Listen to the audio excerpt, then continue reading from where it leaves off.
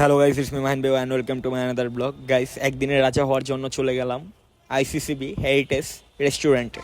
গিয়ে কোনো কথা নাই, কারণ আমি একদিনের রাজা, তো আমি একটু রাজাদের পোজ দিচ্ছিলাম আর মানুষদেরকে বলছিলাম যে বিছনায় আসো, বিছনাটা অনেক নরম। আমরা খাবার অর্ডার দিয়ে দিয়েছিলাম, কিন্তু এতক্ষণ কি করবো তাই ভিডিও করতেছিলাম।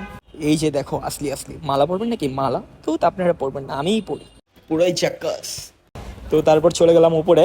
উপরে গিয়ে একটু রাজাদের মতো শরবত খাচ্ছিলাম। আপনারা আবার অন্য কিছু ভাববেন না। জিরা পানির শরবত খেলে পুরো পেট ঠান্ডা হয়ে যাবে। আপনারা খাবেন? নেন, খান। তো শরবত খেয়ে তারপর আরেক জায়গায় গেলাম একটু রিল্যাক্স করতে।